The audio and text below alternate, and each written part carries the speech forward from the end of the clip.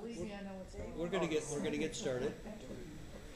Good morning, everyone. Thank you for coming on a most difficult weekend day.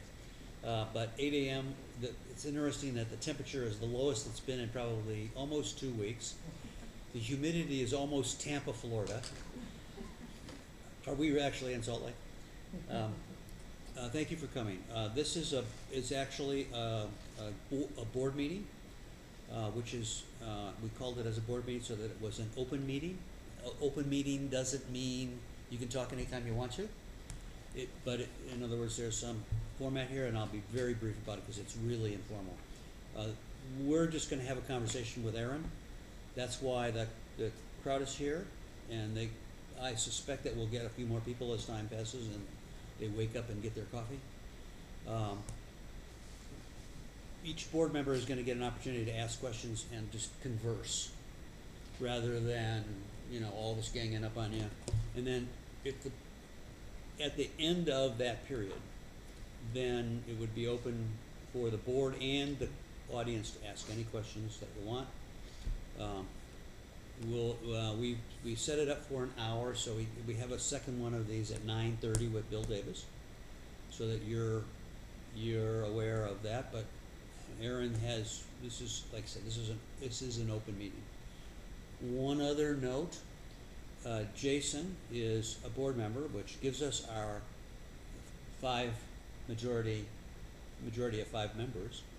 But Jason is working on Erin's campaign, and so he has relegated himself, I think appropriately, to the audience, and will participate the same. So anybody have any comments, questions, other than good morning to you? Good morning.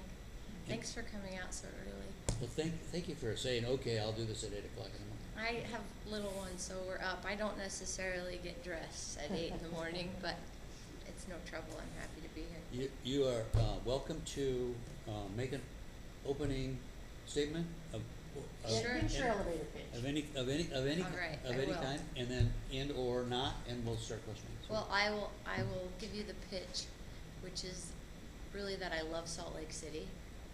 I've chosen to live here, and I intend to be here a very long time.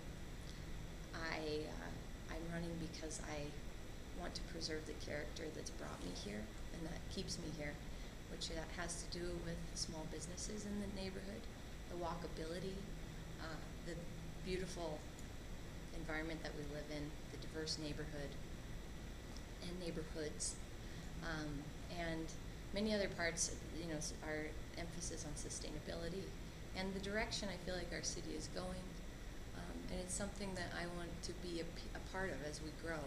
We're looking at doubling our regional population in the next half century, which could possibly change the character and the quality of life that we enjoy here. And so I really want to be a part of that transition. I think that we have a lot on the line, and there are many decisions we can make to sustain the things we love about this place, and then continue to grow more communities to fit the bodies that we are creating and bringing here, that mirror great places like 9th and 9th and 15th and 15th and so on. And so I'm running because I love it and I want to keep it a fantastic place. And in addition to that, for my day job, I work on air quality, which I think is a really critical issue here. I don't think air quality should be an environmentalist issue. It's as basic as safe food and clean water. And I approach my work in it that way, which is to say that not everyone approaches air quality as such a basic thing. And so, hi, Ellen. I've been able to get a lot done. I feel it's not a place for modesty this morning. I've been able to make progress on the issue, I think, because I don't, and my organization that I work for doesn't approach air quality as something we need to fight about. We've gotten a lot done because I come to the table not believing I have all of the answers, or that everyone needs to be quiet and listen to me, but that we have different opinions and we need to come to a common ground to actually get something done. And so one thing that I've worked on that I'm happy to say is implementing next month. I passed a piece of legislation in Ben McAdams' final session as senator that allowed us to amend the state driver's education curriculum to include air quality information, smart driving techniques, things about trip chaining, carpooling. If you inflate your tires properly, you will emit less because you'll consume less gasoline. Things like this in relation to air quality and our stewardship of it. Previously, the state driver's ed curriculum had no reference whatsoever to air quality or pollution or how to consume less fuel. And so I worked with the State Office of Education over the last year to write the curriculum, and this coming school year in August 2013-2014 it will be statewide. So that's something I'm really excited about. And it's one of those little step things. It's going to we had 75,000 new drivers register in 2012 in Utah. So it is a lot of drivers, but at the same time, all we're doing is starting the conversation.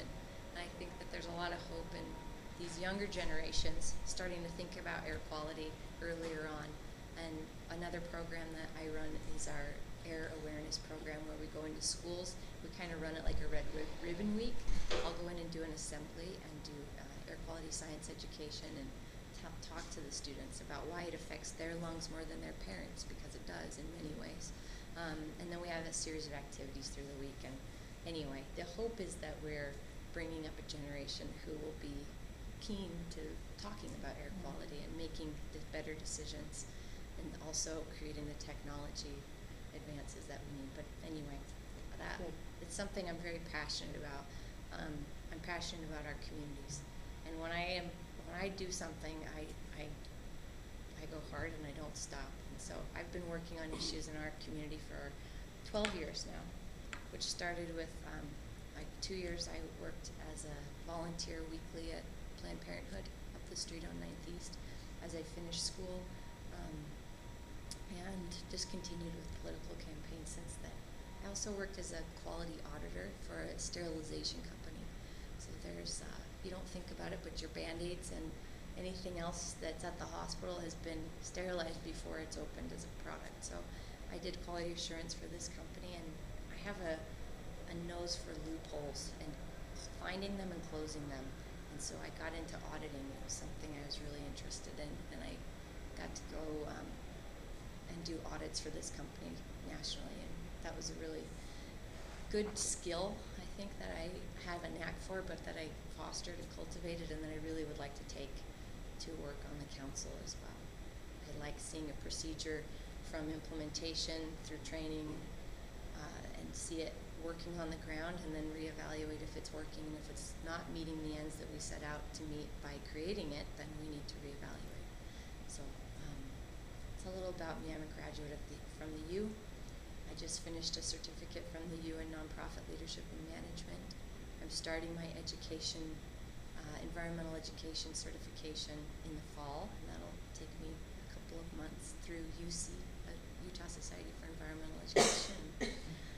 I love this area. I love my kids. They go to Emerson Elementary, and I'm on the school community council there. My oldest does. Yeah, and I back up to the dog park, so I live right there on Harrison between 7th and 8th. And I am happy that I know all of your names, but I want to get to know you all better too. Now can I answer questions? Sure. That was good. You could. Thank you very much. Yes. I'm going to just recap a little bit. Please. So you're going to pursue additional education. Yeah. You're keeping your Breathe Utah position, and you want to run for council, and you want to be the city council person. Excuse me. Yes. Breathe Utah position. I've been in programs under different titles since we formed the organization. I was with Utah Moms for Clean Air 6 years ago, and then that organization split, and they graciously let me pick where I wanted to go. So I've been with Breathe for a long time and developed our programs. That's really where my heart is with the education, the programs, the legislation. I do policy advising all the time, and I want to stay with that. Our executive director went to another great job in April, and so I stepped in to fill that position then. But my board knows that and is on the search to find a new executive director, I would prefer to go back to my position with programs. So, but I would like to stay with Breathe if they'll have me. It's very much part-time, and I get to work from home, set up my meetings as fits my family's schedule, so it's been a great job. If it was a full-time position, it would be Yeah. it'd be a lot of, No, it is the very council much position part-time. is part-time, if you call 40 to 60 hours a week part-time. That's what I hear, yeah. Okay. I'm gonna go ahead and defer to Daryl to start asking questions. You do as you choose. Pass it around. We're very concerned about relationships. We Certainly. had some history with another council that seemed to be adversarial, and we decided that's not us. We're much more about informative, and so we're concerned about our relationship with you, your relationship with the mayor, if you're elected, Yeah. and because we don't always agree. How do you handle yourself in situations like that? How do you build Well, relationships? What draws me to city council is that I think it's the closest position to the neighborhoods. And I really see it as kind of like a neighborhood chairperson, that it is your job to talk to the people and have an open door for the people to talk to you and be that liaison between the mayor's office or whatever it may be, other departments within the city government. So that said, I really intend to be present at community councils consistently. And it's on my recurring schedule now. Sorry, I should have brought water. We're 3 months into this campaign, and I have very much enjoyed being consistent at the meetings, and I intend to continue that way past the campaign. How do I handle myself in difficult situations? Well, I don't want to say I like them, but I did Lincoln Douglas debate as thanks, Judy, as a high schooler, and I think that there's a lot of ways you can handle yourself in a tough spot, and the way that you communicate and make eye contact and hold your voice and show respect for the person across from the table determines completely what the outcome of the situation will be, or very much as you can contribute. So I'm not afraid to have difficult conversations, and to do so with patience and respect is my goal always. I can see how things will come up where you thought you had a good understanding, and it turns out you see differently on an issue. And I hope to always be patient and listening and open and then honest with my reply, and that we can respect each other, whether it's the mayor and myself or other council members or residents in the area, that because I will listen to you, you will hear me too. Great. Does that answer your It question? does. Okay. Anything else? I'll come back, but I don't know. So, Mary Beth? I do have a question, Okay. and on that same thing, we have running through our lovely council area the giant street known as 7th, which is a state road. Mm-hmm. How, let's take it to the basics. Something as simple as lengthening a light time on 7th East is a major project. Okay. Talk to me about how you'd go about that, so that there's a safety issue crossing the street, or Better Air- flow. better flow, air pollution. Right. So you're dealing not with city council, you're dealing with, UDOT. and the state of Utah and the legislators, because I think the street's too big, but we'll talk about that later. Right. Well, as part of the air quality work, I get to sit in on a lot of transportation meetings. And one of those is the Active Transportation Board for the city. And 2 months ago, we talked about the computer infrastructure that supports our light systems throughout the city, including at the major intersections which intersect with state roads. And I know that in the last year, they paid a consultant to come out and sort of prime the system. If there were any improvements that could be made, they made them, or suggested and advised on how to do that. and that currently that system is maxed out. And what they need is a new system, that this one is becoming antiquated, and the flow cannot be improved according to the Transportation Division, which Becca's a part of. So I look forward to a more flow-friendly light system, which is, I think, several $1 million and probably a few years away. But in the meantime, how do we have that conversation with UDOT? Is that a good question?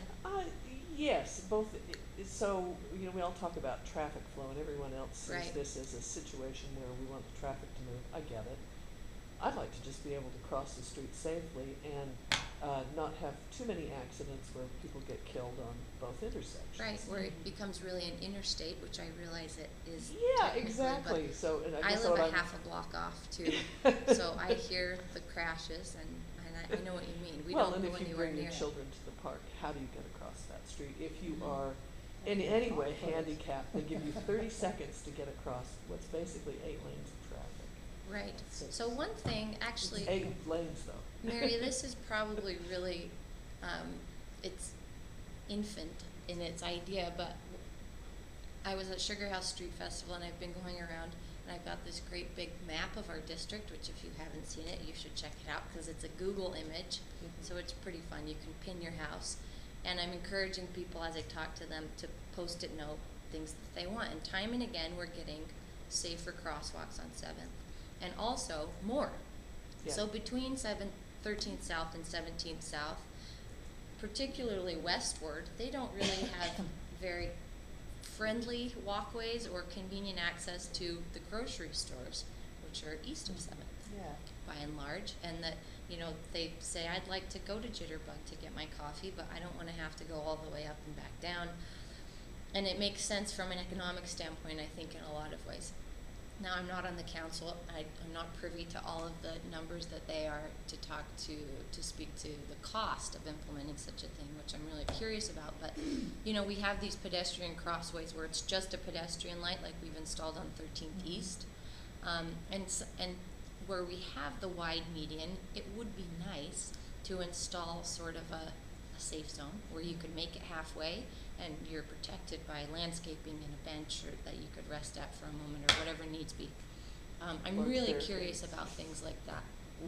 Where we have the space with the median, we don't have a thoroughfare between these large swaths, and economically we have disconnected pieces of our community who would really like to walk or bike to the grocery store, and I don't blame them, don't want to ride on 21st South to get to Smith's or whatever it is.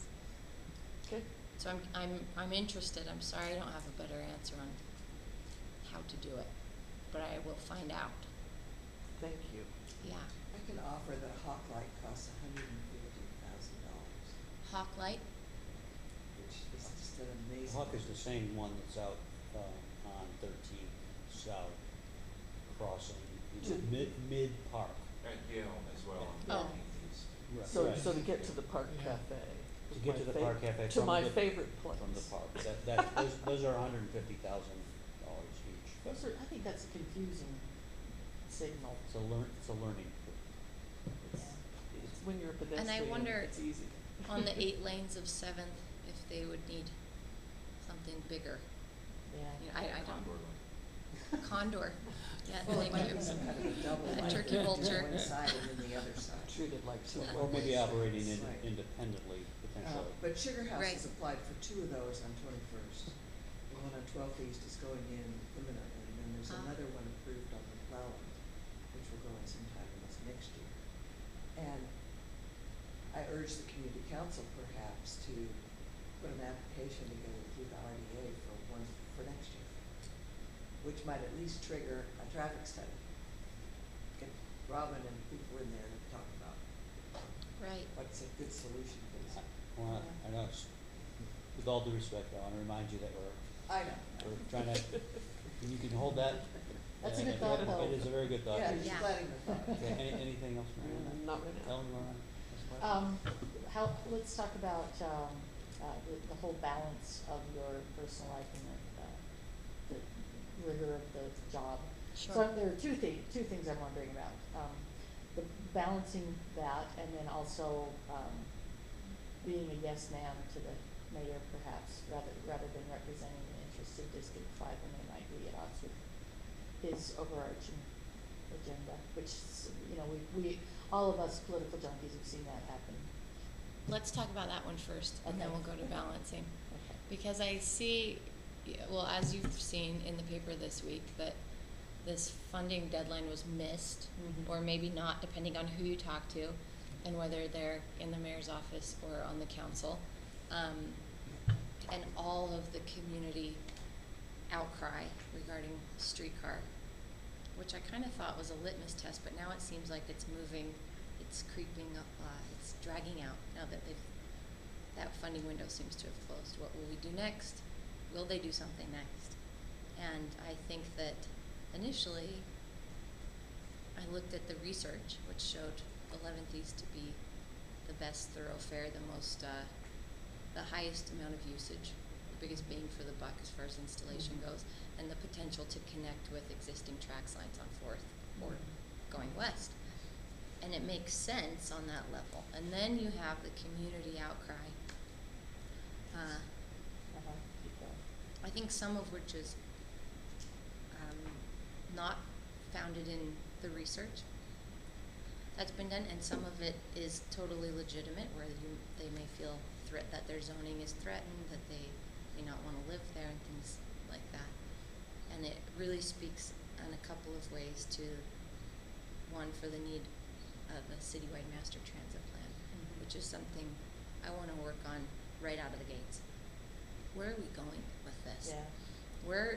And I think as a taxpayer, I'm more inclined to either support or be able to have a voice to say I don't want to support where we're going. And if I know that this is eventually connecting somewhere that I feel good about and in a way that makes our city more livable, then I'm going to be more inclined to support a bond initiative or whatever it might be that would require the funding, which we don't currently have any idea what we would do with that, which is a concern. So I could see right away where the mayor's office and I might run into some issues. But I think that we have a real opportunity now with this lull in that situation in particular to reevaluate. And I would love to look at a third option of a circuit bus where the city could contract perhaps a bus system to connect the heart of Sugar House with Westminster and Immigration, 15th and 15th up to 21st, down past the park and maybe back into the heart, so that it is really something anybody can jump on, and you know you're going to get back home in 20 minutes or something. But it's really just an idea, and I think this is an opportunity where we can hopefully have better discussions and come back to some kind of consensus as a community instead of making that divide increase.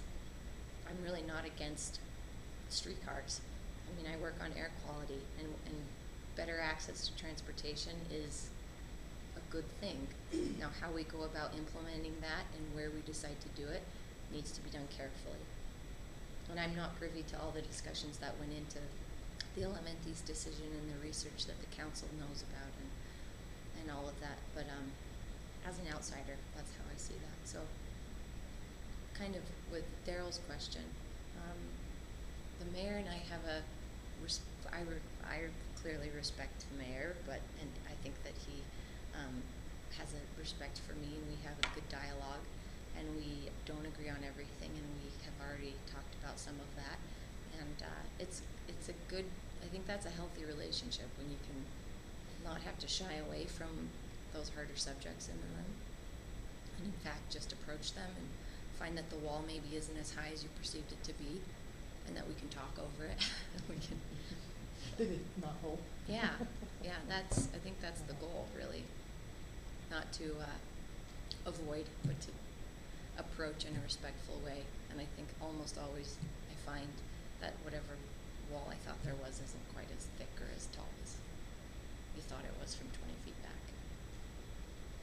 And then balance. So in the campaign, my husband's been doing freelance marketing work, which has You mentioned that. been fantastic. as far as I can go to almost any meeting anytime, and it's really allowed me to do what I needed to do that way. I think that, well, I know that he would like to get a permanent job somewhere, and he's deep in the process of the interview process with that. And there's a potential soon that he would start a full-time job outside of the house. And that said, we have grandparents in Centerville and Sandy, 2 sets in Sandy actually. And so, and then lots of babysitters, but it's not, it takes time every day from my life, but it isn't always time I have to leave the house, and it is never all day long. And so I think the kids have really loved seeing Mommy in this capacity, and they've always been really proud of my work with Breathe Utah. And I think it's important for young boys, in my case, to see Mom being a leader and putting her name out there. It is. I wish I had little girls, but I have 2 little boys. So in our family, there's a lot of testosterone, and so I have to try to balance that with my estrogen levels. I had the opposite situation. Yeah, it is important for little girls, probably Yeah. more so though. So with Breathe Utah, like I said, it's we're a virtual office. It's very part-time, as in less than 12 hours a week. So it's been going fine with more than 12 hours a week with the executive director position I've been doing. It's okay. I kind of like running on all cylinders, so. Maybe we should have your husband come in and see We how should. see how he how See he his is 5 about, o'clock shadow about at the 10 o'clock in the morning. about the child care that he's going to be doing. Oh, he's awesome. He already has been doing. I think if anything, it's going to lighten up. My oldest son is starting 2nd grade, Cute. and I think he might be over at Whittier actually now. He got into the ELP program, and they're moving him around. And then my littlest guy is in a preschool that just meets 2.5 hours a day for 3 days a week, and we get to co-op, so twice a month we get to be there. It's great, and they love grandma time. So on Tuesdays, which happens to be council day, but was always my Breathe Utah day when I'd clump my out of the house meetings, grandma picks up from preschool, and anytime I would pick up, he'd say, "No, Mommy, go, grandma." They like that 3 time. sets, that would be awesome. Yeah, my dad passed when I was Oh. 14. He had cancer, and my first job in college, the director at the facility kind of took me under his wing. His daughter's my age and 2 years younger, who left right out of high school to go to college, and they're never coming back. And so he kind of became my father figure, and he and his wife are grandpa and grandma to my kids. They're wonderful. Nice. Yeah, we're really lucky.